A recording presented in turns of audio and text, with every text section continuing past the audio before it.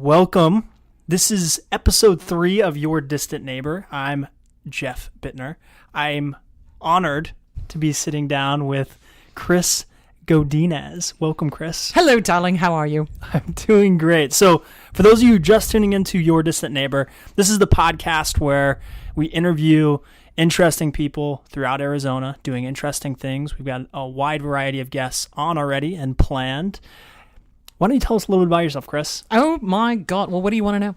Where shall we start, darling? Everything. Where shall we start? You promised me cursing, so we got to get there eventually. We'll get swearing. I'm known as the swearing counselor here in Arizona.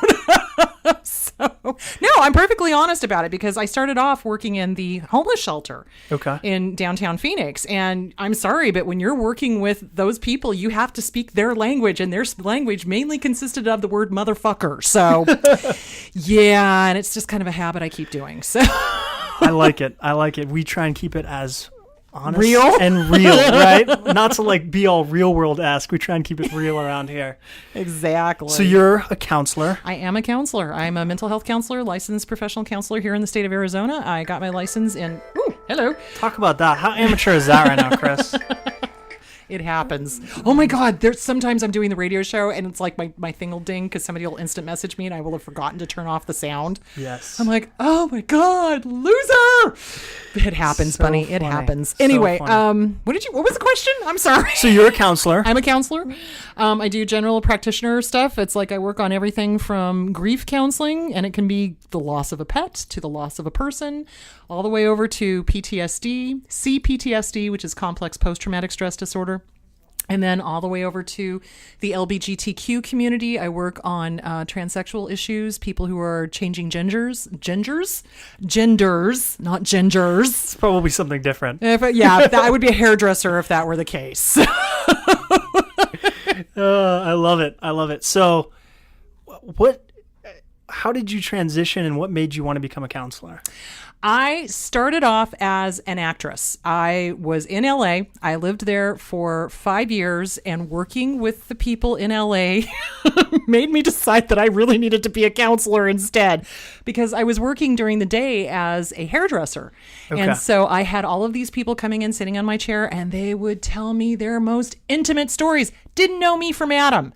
Like, seriously, and I'm talking like A-list stars would come in and start talking, and I'm sitting there going, it's no wonder that the Enquirer has all of these crazy stories, because they're open books and they're desperate to talk to somebody. They need somebody to give them a reality check. And so the more I worked in the industry and the crazy stuff that I saw, the more I went, no, this is not, I need to help these people. So I decided to start working on my degree and get my master's degree and become a licensed professional counselor. So, and some of the stories, if you would like to hear them, I had an actor that I worked on that had been having problems with substance abuse. He was supposed to shoot a new film up in Oregon. We went over to his house to cut his hair, and while we were there, a huge drug deal went down. Like, huge, like the movie Scarface, with the AK-47s and the scales and the pile of coke. And I'm sitting there going, I'm just a little girl from Gridley. What the fuck am I doing here? Holy crap. I mean, I don't drink. I don't smoke. I used to drink, but I don't drink anymore. And I certainly don't do cocaine. So, the drug deal goes down, and I'm just sitting there going, please God, let it go okay. Please God, let it go okay. Please God, let it go okay. Because drug deals go bad all the time. That's why they're in movies. Yeah. Well, in about 4 years or 2 or 3 years before that had happened, there was the murders in, somewhere in LA. They did a movie about it. Anyway, it was a drug deal gone bad, and everybody died, and that's all I could think of in my head. I'm like, I'm gonna die. I'm gonna freaking die in this freaking D-list actor's house in Laurel Canyon. Oh my God. So they finished up their deal. We started cutting his hair, and then he offered us lines of coke, and I'm sitting there going, dude, you don't want me on coke cutting your hair. Think about it. Seriously, think about it. So that was just one of, and then the thing that finally got me out of acting was that I auditioned for the miniseries The White House in 1994. At the time, I weighed 120 pounds. I'm 5'7", so I weighed 120 pounds at the time, and I was starving myself to say it, 120. Right. So I go in, I do the audition. They loved me. They wanted me. They come back. They tell my agent, well, she needs to get down to 100 pounds. Man. 100 pounds. I'm 5'7". And at that point, I looked at them and I said, you know what, motherfucker? I like lasagna better than I like this business. Bye-bye. Yeah. And I left. I left. I couldn't do it. Because honestly, what they were asking me to do was to take, amphetamines to stay at that level. And dangerous I was like, levels. Yeah. Dangerous Yeah, and levels, that was during the time period of Ally McBeal, which was, anorexic looking. So Right. yeah. And I'm like, I'm sorry, I got curves and I like to eat, so deal with it. Yeah, I left. And it's a very sick industry. It really, I'm sorry to say it, but the acting industry is a very not healthy industry, and people are forced to do things that I don't think they otherwise would in order to keep their jobs. Well, there's so much, I guess, competition and it's... BS that goes on. One of the other things that happened to me is an actress came in. She'd had a very successful career. She was in a long-running television show. She'd done several movies. She just had a baby. Okay? Just had a baby. And she looked fine. She looked great. I mean, if I could look that great after having a baby, I'd die happy. Yeah. Seriously. But she was terrified because the producers were telling her, if you don't lose weight, if you don't get down to this amount, if you don't start looking like Ally McBeal, we're going to fire you. And she was in tears. And I just kept telling her, I'm like, it's not worth it. It's not worth it. It's not worth it. Yeah. When you see that too, that's like almost like a pride thing, right? A lot of celebrity, especially, women who have gone through pregnancies, and it's like, they look this good 60 days later, and it's like... They don't understand. These guys have got personal trainers, personal chefs, nannies. I mean, this is not a normal pregnancy by any way, shape, or form. And this is why we have so much food disorders, eating disorder with men.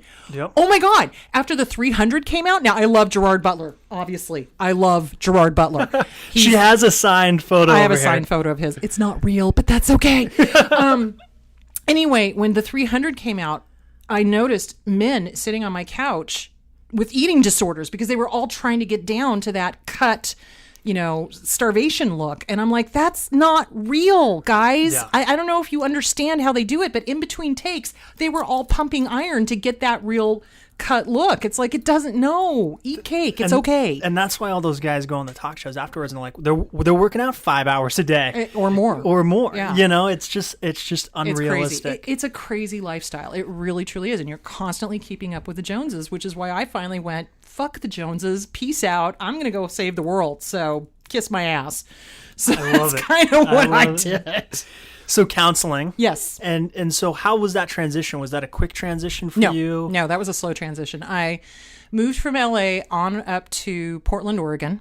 Okay. And in Portland, Oregon, I started taking classes to become a social worker because every state is different. I wish to God they would get this organized, but every state is different. So different professions can do counseling. So social workers could do counseling in Oregon. Okay. It was a different, board, different everything. Right. So I started taking classes to become a social worker. And then John, my husband, got transferred down here to Intel.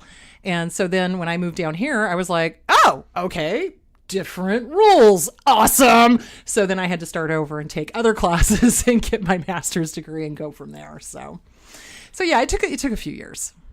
And so how long have you been here in Arizona? I've been in Arizona since 2001. Do you like it? I'm hoping. Do. I hated Portland. I'm so sorry. I hated Portland. Portland's the hip town right now, Kris. Portland is rain. Portland is cold. Portland is, let's see, in 1996, we had literally 100 inches of rain. 100 inches. And it was 5 feet of rain, 100 days of no sunshine. I wanted to kill myself. I wanted to kill my husband. I wanted to kill everybody around me. It was so depressing. It was so dark, so dank. Totally have seasonal affective disorder. I can't do, the thing I love about Arizona is that it stays pretty similar all throughout the year. Yep. It's like the sun comes up, goes down, relatively the same time. Yeah. So there's not shifts a little bit, maybe half an hour, 45 minutes one way or the other. Yep. But it's consistent. So it's not like you go to work in the dark, you come home in the dark, and in between it's raining. No, I can't. I'm a California girl. Give me sun, surf, and sand. So I moved to Arizona where I get sun and sand. Where the hell's my surf? But it's a thing. Yeah. So on top of the counseling. Yes. You have a great show yourself. Yes. Let's plug it. Let's talk about it. Okay. It's called What's Wrong with Kris and Steve. Yes. It is on the Star Worldwide Dave Pratt's StarWorldWideNetwork.com. It is an internet radio show. We are on every Saturday at noon, Arizona Mountain Standard Time. And I have an amazing co-host named Steven Gresser, who is a local actor here. I can't get away from actors. They follow me. They do. So Steve and I actually met. This story is actually really funny. So when I went into private practice, I decided I needed to have a hobby because I don't see anybody. Right. It's the people I see are my clients. Which I imagine can, Yeah. I gotcha. I need to be able to go talk to people. you know? Yeah. So I decided to join a paranormal group because I've always been interested in ghosts. Okay. And living up in Oregon, oh my God, that place is so freaking haunted. I can't even begin to tell. Portland? Is it? Oh, dude, have you been in the tunnels down there? No. You must go. Okay. You must go. And then there's a whole bunch of I'm not a big fan of ghosts. McMiniman pubs. All of them are haunted. All of them. It's awesome. You got to go. Anyway. Okay. So that's where I started getting into the paranormal. And so I joined a paranormal group here in Arizona, here in Tempe, and we had to go through an interview process. And so at the interview, here's this very good looking man sitting over to my left, and then a girl, Allie, who's still my friend, in between us, and then me. Well, the guy would ask questions and Steve would answer. And so by the time it got to me, I'd have to be like, yeah, what the guy on the end said. Yeah, what the guy on the end said. Yeah, what the guy on the end said. It's like I never could get a word in edgewise because he was like right there. You guys are with so... Right. So in sync. I mean, we think alike. It's like two peas, one pod separated at birth. So seriously. So, and what was really funny is that a few months before I had been watching television, not knowing Steve, and we were watching this ad that was popular at the time. And this was like, in 2009. And this ad came on for this local air conditioning place. And so it's the ad where the woman's chopping stuff up and she's like, honey, don't you think it's time we remodel our house? And then at the end of the commercial, you hear this voice and she's like, yeah, and I think we need to get a new refrigerator. And then she opens the refrigerator and there's this guy sitting in the refrigerator saying, nope, feels good to me. Well, that was Steve.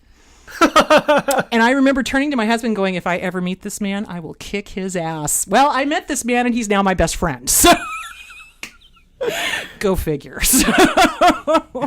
That is great. Yeah. So you guys hit it off. Totally hit it off. And then what spurred the idea behind the show? The show. Well, in 2000... Well, actually, first off, did you get in the Paranormal Activity Club? Oh, yeah. It was Okay. awesome. Well, we ended up having to leave because the person who ran it was truly batshit crazy.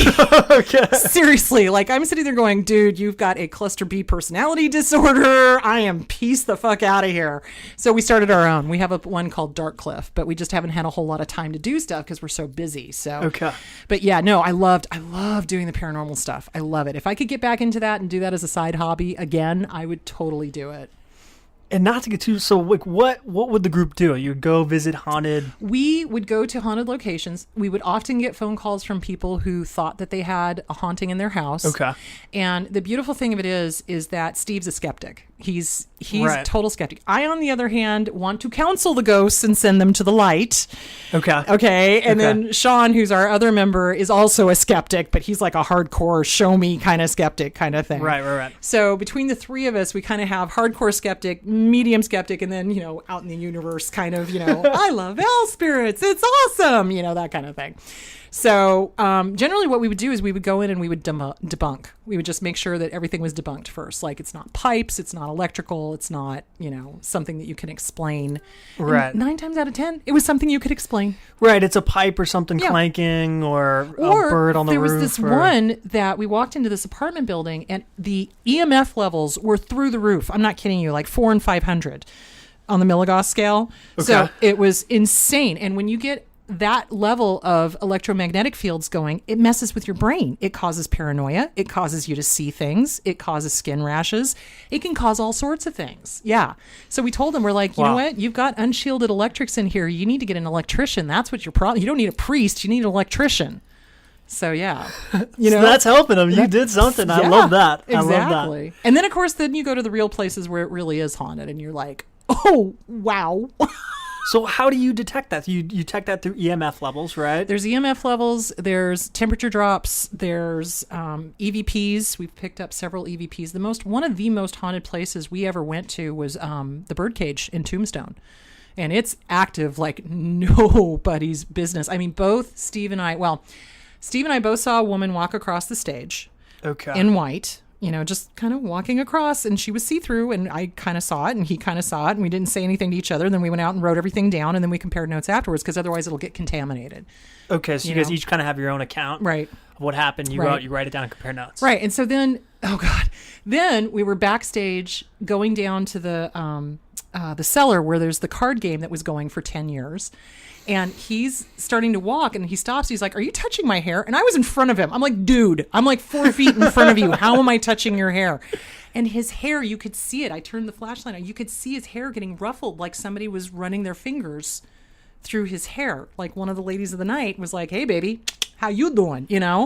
Oh, man. It was crazy. And then we had a session where we were doing EVPs in the stage area again, and we kept hearing this flipping noise, like a metal on metal sound, and something would flip up and flip back and flip up and flip back. We couldn't figure out what it was.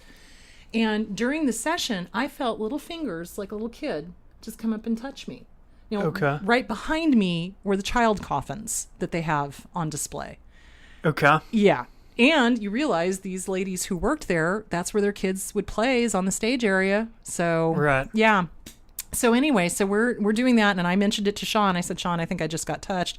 And then later on, he said that he felt that his pant leg got tugged on like a little kid. Like a little kid. Like, pay attention to me. Pay attention to me. Right. So anyway, Sean, after we did the EVP session, he's like, "I'm going to go get some gum." So he goes downstairs. There's a gumball machine. He flips up the thing to get the gum. It was the exact noise. Because I screamed at him. I'm like, "That's the noise." And he's like, "I'm getting the gum." I'm like, "Well, that's the freaking noise." So almost like a kid was getting gum or trying to get gum. Wanted to get gum. Yeah. And then later on that same night, Steve and I were walking down the stairs, and he turned around and he looked at me again. He's like, "Did you touch me?" I'm like, "Jeez Louise, dude, I did not touch you." Why? Because it felt like a little kid had brushed past him and hit his arm and just kept going up the stairs. Yeah. Wow. Yeah. That was the most active place I have ever investigated. It was fun. It was great. I loved it. It was awesome. I think I might be too big of a wuss for that.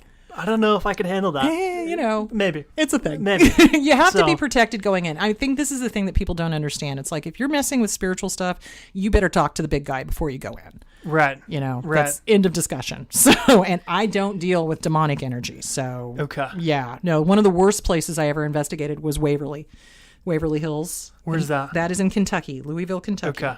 And the sucky thing of it is that what they didn't tell you going in is that there is demon energy in there. And we were on the first floor, and two members of my group, I was investigating with another group that had invited me out to come investigate with them.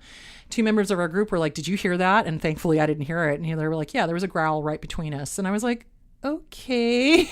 Like a growl. Like a growl. Like a growl. Like a growl. You know what I'm saying? Yeah, a not good growl. Not a friendly Casper the Friendly Ghost growl. More like a "I'm going to steal your soul" growl. You know what I'm saying? Man. And then we were up on the fourth floor, and the girls were ahead of me. I was back with Spencer, and the girls were like, "Do you smell that?" I'm like, "Smell what?" And I walked up to where they were, and it was sulfur.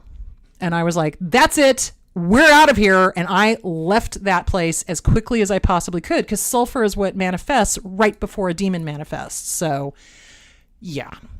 Yeah, I'll pass on that one. Yeah, I would never go back. I will never go back. Never. I don't mess with that kind of stuff. I totally, seriously, I ran down to the staging area. I grabbed my holy water.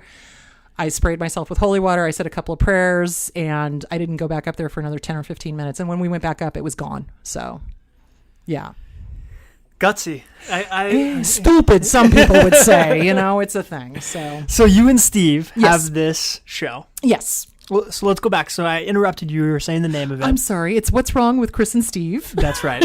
Which could be interpreted so many ways. On purpose, I'm guessing. Purpose, yes. On purpose. So, and the website again is? It is, if you want to listen to our show, it's on www.starworldwidenetwork.com. Excellent. Yes. And you guys talk about everything, a number of topics. Oh yeah, we do a lot of mental health topics. We also do political topics. I mean, basically anything that comes up in the news, we talk about. So, for example, we keep having these freaking mass shootings. So, we'll take time out and talk about the mass shootings. I've had people email us going, "Oh my God, the world's not safe. I can't be out in the world. It's too dangerous, blah, blah, blah." And I had to go, okay, stop. Think about how many million people live here in the U.S. Right. Okay. Something like 300 million or something. Yeah. So the statistics support that you're okay. Right. It's all right. You'll be fine. Now, that's not to say that I agree with all the shootings, but it's to say don't let your fear start running you kind of thing. So, yeah. Well, and that's same thing with flying, right? Yeah. Flying or people who are scared of, getting in a car, probably more dangerous than anything, right? Oh my God. Yeah. Driving is more... Have you driven lately with all the snowbirds around, please? Oh my God. Much more dangerous than flying. Yeah. Yeah. So as someone in the mental health industry, what are your thoughts on the mass shootings? It's so I am a gun owner. Okay. I am a responsible gun owner. Okay. You will have to pry my guns from my cold, dead hands. Okay. What I think it is that we have not taken care of our mentally ill. Every single last mass shooter had some sort of severe mental illness that was not being addressed either by the family or by the community. Now, what happened was in the 1970s, 1960s, 1970s, Geraldo Rivera did an expose on all of these institutions like Pennhurst, all the asylums, and he exposed the huge amount of abuse that was going on. I mean, it was our solution to crazy people has been in the past to warehouse them. Right. Put them in a crazy jail. Yeah, put them in a crazy jail. But unfortunately, what they did is they put people with autism in with serial rapists. That's a recipe for disaster. Yeah. Okay. You would put severe psychotics in with somebody with depression. I'm sorry. What? You did what? And they would just medicate the living crap out of them. Seroquel is overprescribed, if you want my personal opinion. So what they would do is they would zone them all out so they're all zombies, not really give them treatment, not take care of them. A lot of these places, these people were left to their own devices in their own filth. They weren't being cared for. Nobody cared about them. They were getting government money. That was it. The families would literally dump them off. And that happened at the homeless shelter too. We had, and this just sickens me, we had people drop off their elderly relatives with no ID because they didn't want them back. And they didn't want to put them into a home. And they didn't want to, do you see where I'm going with this? Yeah. And so this is what would happen with the mentally ill as well. You have an autistic child. It was considered a shame to have an autistic child. If you had, any sort of mental illness, it was a stigma. They used to hide them up in the attics. Crazy. Think about it. So anyway, where Geraldo Rivera came in, exposed the places for the horrible abuse that they had.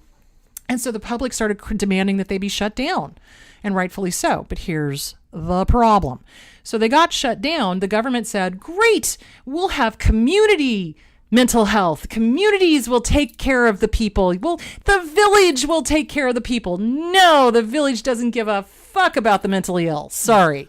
And the government certainly doesn't either. So what was supposed to happen was the communities were supposed to have mental health clinics that were supposed to take in the mentally ill and help them, and that never... Like community, you mean like the county or the like county, subdivisions or the state? Yeah. The state, the local stuff was supposed to come in and take it over. It never happened. Never. Not in one state did that ever happen. If you go to the homeless shelter, you will see mostly mentally ill people and a lot of addicts. Yes, I will give you that. But if you get them clean and sober, you will find usually schizophrenia or bipolar. Yeah. Because there's no place where they can get treatment, no. Right? I mean, that's basically... Who's going to pay for it? Yeah. Who's going to pay for it? The families don't want to pay for it. Right. Which good Christian values, don't get me started. So, no, I'm serious because I love these politicians who sit there and go, we're Christians. Well, then freaking act like it. Yeah. Man the fuck up. It just, don't get me started. Anyway, they don't. They don't take care of the poor. They don't take care of the mentally ill. They don't take care of the old. They're warehoused or they're shoved off into shelters or they're, anonymously dumped at these places. And now it's becoming the problem of whoever is running the shelter. Yeah. And there's not enough resources. There's just not enough resources. how do people with mental disorders get discussed? I mean, is it just something where the family knows, or yes, the family knows. The family goes into denial. I cannot tell you the number of times, especially working at the shelter, where the families would just be like, I'm done. I don't even know how to deal with this kid. Well, here's a clue. How about you read up on his disorder? How about you make sure he's taking his meds? Yeah. How about you make sure that he's not decompensating? Because what will happen with both of these disorders, with schizophrenia and with bipolar with psychotic features, is that their brain chemistry is screwed up. Okay, like seriously screwed up. All the meds do is quiet the voices so that they're not screaming at them. Like, if you want to know what schizophrenia is, have one friend in one ear saying nothing but good things, have another friend in another ear saying nothing but bad things, and then have somebody in front of you giving you commands like a police officer would, and see how well you obey. Right. Do you see what I'm saying? Yeah, that sounds nerve-wracking. Yeah, that is what these people face when they are not on their meds. These voices, literally, Satan on one side, God on the other, every single time, and they're screaming at each other. Do you see what I'm saying? Yeah, and that would drive you crazy. Yeah, that totally. would drive you crazy. Yeah, and if you have command hallucinations, it's even worse. So command hallucinations are when one of the voices or both of the voices say, you need to go shoot that person. You need to go harm that person. That person's talking about you. Do something about it. Do you see what I'm saying? Yeah. So that's the paranoid schizophrenia. You can be schizophrenic without being paranoid, but the paranoid schizophrenia tends to be the one that has the command hallucinations. And it's just that they're paranoid, right? They're paranoid of the meds. They're paranoid of everything. They doctors, think the meds are poisoning them. They'll get on meds, they'll get stabilized, and then they'll start feeling better. But then the voices will say, "You're being poisoned. Don't take it. It's dangerous." And they'll listen to the voices, and they'll stop taking their meds. Do you see what I'm saying? Yeah. Yeah. Yeah. It's a problem. And that's why they need case management. They need a social worker that's going to make sure that they're taking their meds, to make sure that they're going to their classes, to make sure that they're keeping up on their hygiene and doing what they should be doing. It's almost like being a mom for some of these people. Right. Right. And so that would be more of like a social worker type position. Yeah, absolutely. And case manager. Yeah. How quick does it, I mean, for someone off their meds, obviously it's case by case, but I mean, is it like a couple days and they're switched back, or is it like it's usually a slow progression? It's usually a slow decline. I can usually tell, like when I was working there was one gentleman in particular, I could always tell when he was off his meds because he would go from relatively normal, and normal being a relative term, like he was still odd, but he would start becoming nasty. Like he would, start yelling and start getting angry. And it was because the voices were literally driving him crazy. And then the next thing you knew, he would, just be like completely withdrawn and not bathing. And you just knew. It was a slow progression. And then people with bipolar, you can tell that they're off their meds because if they've got the bipolar where they go to the high highs and the low lows, right? When they go up into the high highs, I had this one guy, God love him, every time he was off his meds, he would insist that he was going to catch a bus to LA and he was going to be the next biggest singing act. And the man, God love him, could not carry a tune in a bucket. Seriously, could not carry a tune in a bucket. That's how delusional they can be. Right. Yeah. And then the opposite side of that bipolar is the depression. They don't even get up. They don't want to do anything. There's no hope. There's nothing. And the misconception is that people kill themselves when they're in the depressed mood. Oh no. Au contraire. They wait until they're up in their manic mood, and that's when they generally tend to commit suicide. Why is that? Because they have the energy to do it. Ah. Yeah. See? Things people don't think about. So that was happy. Sorry. Yeah. It's true though. I mean that's the truth. It's like mental health is not always happy, happy, joy, joy. There's a lot of sadness that goes along with it because there's some people you just cannot save. Yeah. So you do think the solution is some kind of state-based, community-based? It has to be a community-based. It has to be, if the problem of it is that every time the state has done like a state mental hospital, you get like a One Flew Over the Cuckoo's Nest. You get a Pennhurst. You get, I don't know if you know anything about Pennhurst, but no. Horrible. They would, if the inmates bit a nurse when they were giving them meds, they would pull all of their teeth. No anesthetic. Oh, geez. Yeah. There were jars. They found jars and jars and jars and jars and jars and jars and jars of teeth when they closed it down. And so it's just one of those things where because there's such a wide variety mental issues. Yeah. There can't be a warehouse. One size fits all. Nope. There is no easy solution to that. I mean, because like I said, and then there are some schizophrenics that are absolutely harmless. Absolutely harmless. The voices just chitter chatter at them and they chitter chatter back and they're fine. And there's no paranoia. There's no danger. They're not going to go kill somebody. They're not going to hurt anybody. They functional. So somewhat functional. Somewhat functional. Yeah. Yeah. I think mental illness is one of these things where there's just such a stigma all around. Oh God, right? yeah. And it's one of those things that's tough I think for some people to even talk about, right? Mm-hmm. Oh yeah. I mean, even if it doesn't affect them. Right. I mean, how many times have you heard, and I've heard this from parents, where the kid will be getting mental health help through the school, and then the parent who is the issue finds out and then says, my child doesn't need mental health help. They're fine. There's nothing wrong with them. Well, no, there's nothing wrong with them, but you are clearly a narcissistic asshole. Yeah. You know, I mean, you're half the issue. You're probably part of the problem. Right. Yeah. So, I mean, do you see what I'm saying? It's always been a stigma. It's always been a stigma. Back in the early 1900s, mentally ill people were literally shut away. They were locked in the attics. They were not brought out around family and friends. They were treated like pariah. They were, you know, locked away like flowers in the attic. Do you remember that book? Yeah. OMG, kind of like that, except it was with mentally ill, and especially if it was autism or if it was, anything like that on the autism spectrum. They didn't understand it. They didn't, and they still don't. I mean, the brain chemistry, the brain is an amazing thing, and if they could figure out how to fix the chemistry, then we'd have a lot of help with fixing the mental illness issues. Yeah.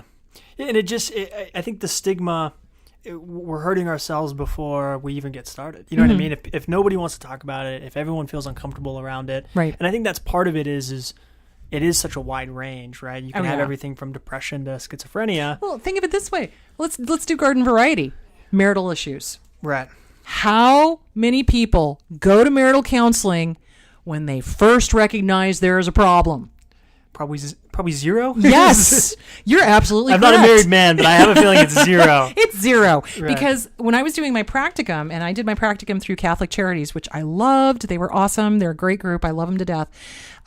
I had a couple come in and they sat down literally on each end of the couch. They wouldn't even sit next to each other. That's how pissed off they were at each other.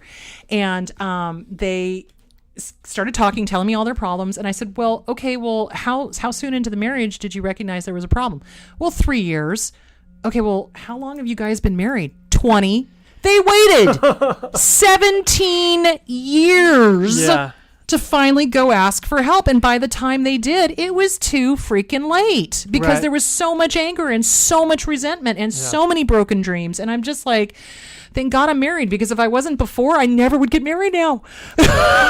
There's that resentment, and then there's they get angry at each other. Oh, yeah. and so the moral of the story is if you're having problems in your relationship, get off your ass, don't be afraid, and go see a counselor now. Yeah. Do not wait until it's to the point where your spouse doesn't even want to sit next to you on a couch. Yeah. So do you deal with a lot of marriage counseling? Oh, yes. Yeah. Oh, yes. Is that more the difficult counseling, or it's like lion taming? Yes. Is it because there's two individuals as opposed to one? No, it's because there's so much anger and so much resentment and so much unsaid, and these things. You got to understand, when people come in to see me, they have reached the breaking point.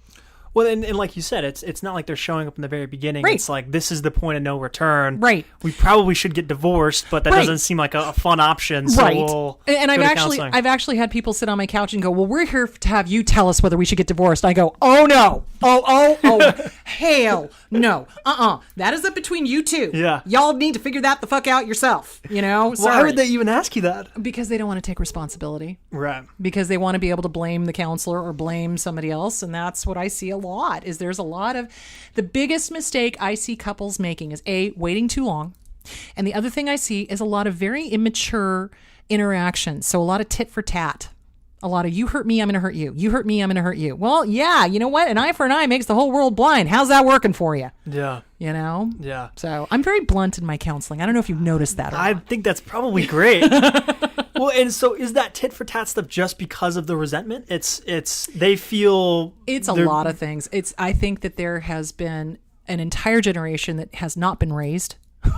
You know, you have parents that are absent. You have parents that are alcoholics. You have parents that are drug addicts. You have parents that had to work 6 jobs because they were single moms or single dads. And these kids don't know how to have a civil conversation with each other. Emotional intelligence. Yeah. It's like, honestly, I've had a few couples where I had to teach them that asshole is not a term of endearment. Seriously. I'm like, were you raised in a barn? Let me answer that for you. Yes. You know? Seriously, they think that, name calling is a great way to do it. And I'm sitting here going, no, people, it's about respect. Yeah. It's respect for yourself, respect for your partner. So. Right. So counseling, there's marital counseling, there's a number of other things. I mean, so what does that process normally look like? Is there a set amount of times? Like if I determined I thought counseling was a good idea, would I come in and you would say, hey, we start off with 4 sessions or we start off with 8 sessions? I'm not that kind of counselor. Okay. It drives me crazy when there are counselors out there that still do that. Yeah. So I am not a psychoanalyst. I'm not. I think Freud was a dick. I'm sorry. He was a cokehead. I don't know if you knew that or not. I did not know that. He was a cokehead and he had mommy issues. Okay. Oh, big time. Yeah, he needs to lie on my couch and talk about his mother. Anyway. What kind of mother issues did he have? Well, all of his stuff is based in that it's all the mother's fault. It's all the mother's fault. Right. If you have a problem, it's your mother's fault. If something went wrong, it's your mom's fault. I'm sitting here going, how about personal responsibility? That's great. You had a fucked up childhood. Now what are you going to do with it? Right.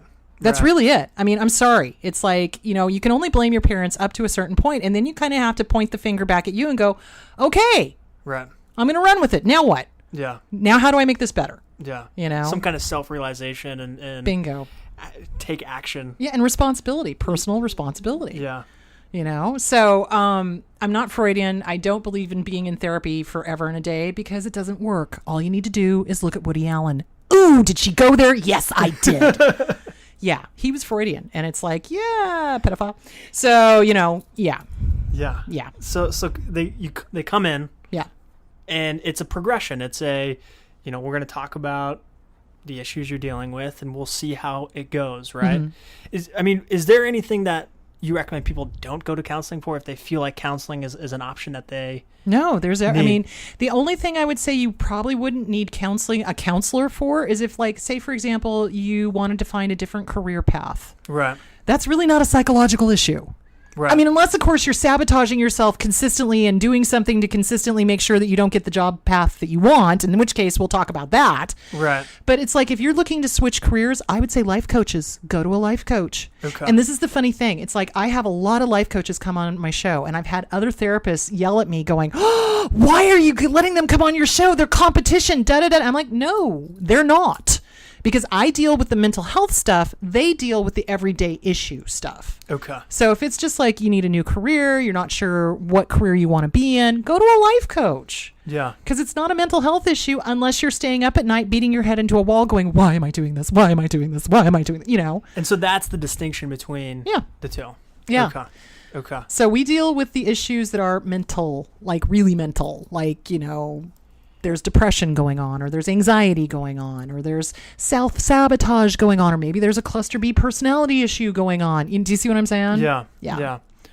So in your day-to-day, so you obviously love the counseling and you love the radio stuff. What's the future look like? Would you prefer to do strictly radio or strictly one or the other, or balance between the two? Balance between the two. Yeah. I would love to keep doing both. My whole thing is education. That's why I wrote the book. I don't know if I told you that. Did I tell you I wrote a book? You did not. I wrote a book. Okay. It's called What's Wrong with Your Dad? Okay. And I wrote that in 2011. And it was basically the story of how I survived an alcoholic, abusive family. My dad was an alcoholic, and he was also addicted to codeine. Bad combination. And he had a personality disorder. He was borderline personality disorder. So with narcissistic expression. So he was very dangerous to live with. Yeah, he was crazy. He was psychotic. And growing up in that, it was, having to stay one step ahead and how do I survive and how do I get out of this intact? Because I did okay. My sister, not so much. So, You know what I'm saying? So I wrote the book basically to be like, this is how you survive it. This is what this is. And people don't talk about it. See, here's the thing.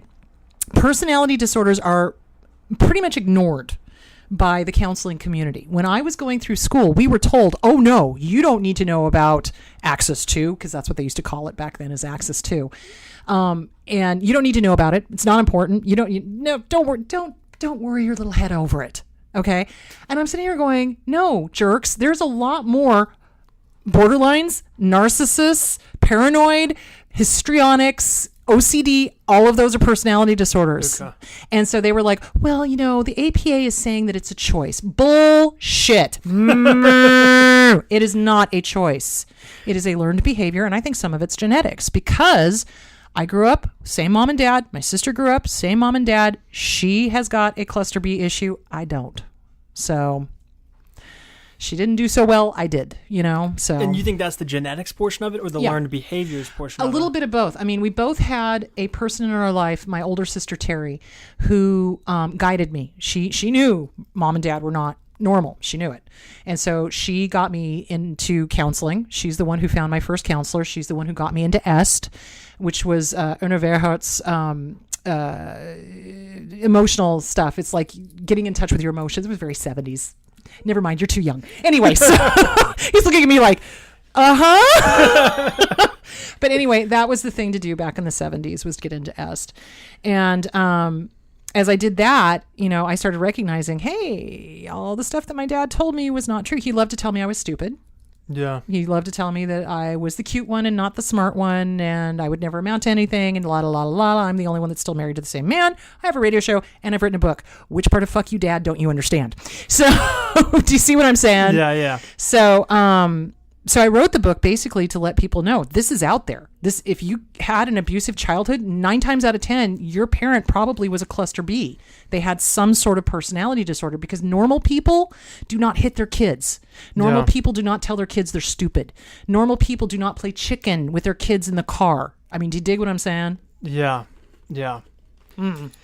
So I wrote that in 2011. Out of that, Steve, said, hey, you need to educate more people. You need to reach a wider base. Why don't we do a radio show? And I was like, oh, you're brilliant. Let's go get a radio show. He's like, okay. He went out and got the radio show. Yeah. He's the one who did it. I mean, I totally credit Steve for that. I mean, he's my muse. He's my amazing guy. So. And I think, so I've listened to a few episodes, and you guys just work so well together. Yeah, we do. On the air. You guys can tell that you guys have similarities, but you guys balance each other out. Mm-hmm. You know what I mean? Right. And I think it's great. So talk maybe a few. Who have been some of your favorite guests on your show? Oh my gosh, we've had so many. I loved when we had, and we're trying to get somebody. Hold on, I'm gonna cough. Sorry. Bless you. We're trying to get somebody from the Film Commission to come back out. Okay. We had them on when we were on the first AM station, because that was where we went first. Is he found us an AM station that was like, of course we'll take your money. So, so we were on a little AM station at first, and then we had a guest that was from the Film Commission. Steve and I are both actors. I mean, I pretty much gave up acting, but I still love it. Yeah. I mean, if I could do community acting, I totally would. I just don't have the time for it. But my friend Danny Scalf is an actor, and they're all out of work because we don't have tax credits for the film industry here. We are not filming here. Breaking Bad went to New Mexico because we would not give them a tax break. It was supposed to have been filmed here in Phoenix. We missed out on Breaking Bad. We missed out. Yeah, we missed out on the Avengers. We missed out on Hunger Games. No loss, but 'cause I hate the Hunger Games. But that's okay. But the point being, though, is that if you go to Georgia and you visit this house, there's this plantation. Well, it's not really a plantation. It was built in the 1920s. Gorgeous, gorgeous house. I am an old house whore. I love to go visit old houses. I went to go see the house because I saw it in pictures, and I was like, oh my God, this is beautiful. I have to go visit this old historic house. Yeah. Turns out that's where they filmed the Hunger Games. And everybody was there because it was filmed in the Hunger Games. So if you go down to Tombstone today, you still have people going to Tombstone because of the movie Tombstone that was filmed in 1994. That was 20 plus years ago. Yeah. People still visit. There is still a tourism industry, even though it wasn't filmed there. It was filmed in the old Tucson studios. But that's the whole point, is we don't have tax credits because these idiot governors have said, oh, well, we don't want to support the liberal media, blah, blah, blah, blah. Well, it's not supporting the liberal media, you freaking idiots. It's about the economy, stupid. Economy, tourism, all that stuff. You want to know who gets employed? My friend Diane, who's a masseuse. She would get employed if we had if we had a film industry here. All the dry cleaners would get employed. All the hairdressers would get employed. All the makeup artists would get employed. All of the hotels, all of the caterers, all of the taxi drivers, all the limo drivers, all of the. Do you see what I'm saying? Yeah. Yeah. So what kind they're of tax screwing credits the pooch on that. Is it's just like tax credits on? They give them a break. They give them a break, so they get to write off some stuff, and in return, they film the movie here. Right. And it brings in, they've shown this in all of the, and all of these governors, God, I hate politics. All of these freaking idiot governors that do not understand economics. They're like, oh, but we're giving them this break of $4 million. Yeah. And you want to know what the return on that $4 million is? Probably 10 times that, right? $36 million. Yeah. $36 million. Go look up the Maryland stats for what they get back on their tax breaks. It's usually around $36 million for that $4 million you gave out. So you did, I'm guessing, an episode. Yes, with the Film Commission. With the Film Commission. Sorry, no, bringing it back. No, hey, I got sucked in there and I started thinking about it. So you did an episode with the Film Commission. And they talked about this stuff. So that's yeah, we're going to do it again because we've been trying to bring back the bills that will bring back the tax credits, and it gets shot down every time. And it's because the general public doesn't understand the economics of it. What they hear are all of the one-liners they get on TV, the catchphrases, the us against them, liberals against this, liberals against conservatives. It's a conservative issue. No, asshole, it's an economic issue. Yeah. Yeah. I think a lot of stuff too with the local politics, I think it's just not talked about. I mean, it's not done in a way that's talked about as much as national politics. And I think that's one thing that... Well, and things get done on the sly. This is still very much the Wild West here. This is still very much good old boy country. Yep. It really is. I mean, some of the things that have gotten slid under the public's nose, I'm just like, Jesus Christ. If this happened in any other state, the people would be up in arms. Seriously. And do you think that's a lack of education or a lack of... D, all of the above. Have you seen our education here in Arizona? Yeah. Don't get me started. That's another episode. Seriously, because to me it's like you keep saying children are the most important resource. Well, then fucking act like it. Yeah. How about we actually fund the schools? How about we have the prisons hold a bake sale and the schools get funding? I'm all for that. And don't get me started on these privatized prisons either. Yeah. Oh, yeah. Sweet Jesu. Oh, yeah. Double up. Well, and that's part of the thing where I cringe a little bit when people talk about bringing stuff to the state level, like you talked about with the mental health stuff, right? Because it'll screw it up. Well, it sounds great, but at the same time, it's like if you ask any person, walking down the street, about our local government. But it's not just here in Arizona. So right. Think about California. Yeah. Do you want to know what screwed the pooch in California? In 1978, they had Proposition 13. Proposition 13 was going to stay all of the tax rate, all of the property tax for everybody in California. It was only new properties, new sales that would get taxed at a higher rate. I'll give you 3 guesses who voted for that one. All of the fucking old people that didn't have kids. Yeah. So all of these properties for years stayed at a 1978 rate. California is bankrupt. Yeah. And it's no offense to the old people. I just want to say that. Well, I think that's the thing too when it comes to, and I don't want to make it a political discussion, but sometimes, especially you just with, did. I know, with local laws.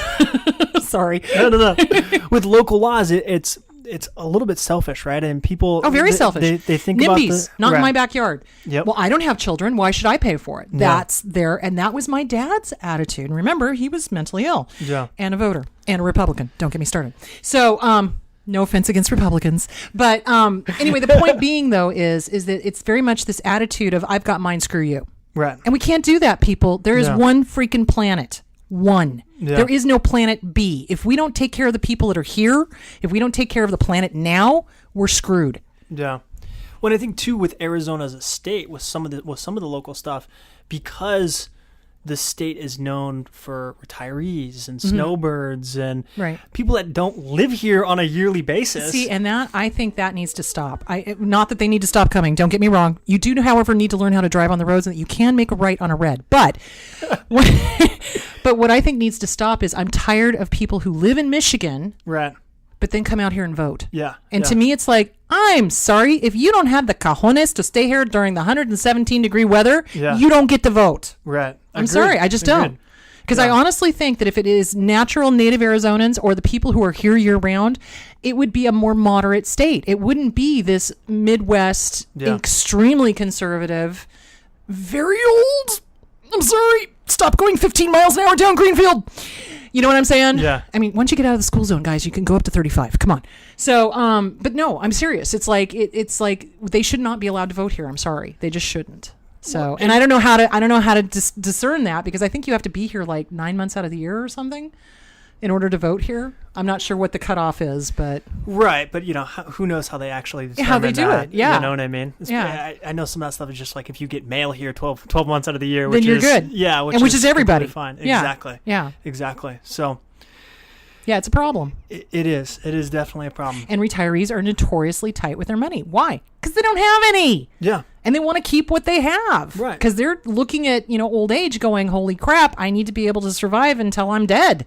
Yeah. You know? And some of the stuff just doesn't affect it like it affects everyone else. You know what I mean? I mean, you across the board, education or, some of this local stuff, they prefer just to have things the way that they've always had it. Right. And they like the weather and low taxes, and they're good to go. Right. So. Exactly. And it's a problem. And that is part of the problem is the constituency is not the ones who live here year round. The other part of the problem is that we are not well educated. I'm sorry. We're not. I can't tell you, here's what drives me crazy. I have a niece. I love her to death. But, yeah. So she knows the entire thing about Friends. She can tell me every cast member, who they've been married to, who they've dated. If I ask her who the governor is, she has not one clue. Yeah. Yeah. I have a problem with that. Totally. Yeah. Totally. And that's what I was talking about, too, where I think there's just a lack of, I don't think some people we just don't care, right? It's like it's just not on our radar. And it should be. And it totally should be. It should be. Especially when it comes to... If you don't vote, you're going to get the government you deserve. Right. She said, bitchy. So talk to me about some of the other guests you've had on. Oh my gosh. We have had other, like I said, life coaches. I love having life coaches on because I like to remind people you don't have to go to a therapist if it's not a mental health issue. Yeah. You can go to one of these wonderful women, like Pamela Heward and, just her mind, my mind just went. Can't think of her name. She's a wonderful woman. Irene Libidas. Yes, she's amazing. She's phenomenal. I love her, so.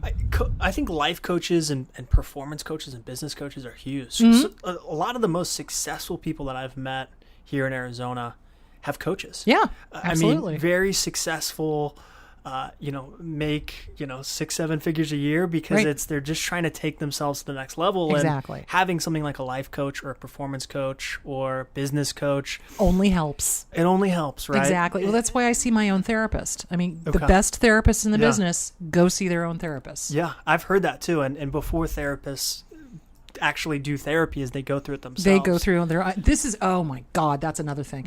I have seen up and coming students in some programs where they don't make you go through your own therapy. And I'm sitting there going, never go to a therapist who has not sat on the couch themselves. Just don't do it. And they explicitly say you don't have to? Yeah. Yeah. There are some, especially the fly-by-night colleges, which shall remain nameless, but you know what I'm saying? Yeah. Yeah. So, yeah. Well, Kris. Yes, dear. I've had an absolute pleasure. Well, thank you so much. Anything else that we need to talk about, you want to promote? So where can they get your book if they want to pick it up? It is on Kindle. It is on Amazon. It's I think I'm only selling it for $4 because it's been out for like 4 years. Okay. So. I'm gonna put the link for your book in the description and on the website. Right on. I'm also gonna put the link for your show. Awesome. And again, an absolute pleasure. I'd like to have you on again more as more stuff starts to. You've got a great personality, and that was the funny thing. Pleasure. My husband, I have to tell you really quickly, when you sent back the email and you said, "Oh, your on-air personality is great," he's like, "Does he realize that that's 24/7?" Like nobody will. And if someone wants to schedule a counseling session with you. You can get a hold of me at ahacounselingaz.com, or you can call me at 480-772-2561. Thank you so much, Kris. Thank you, my love.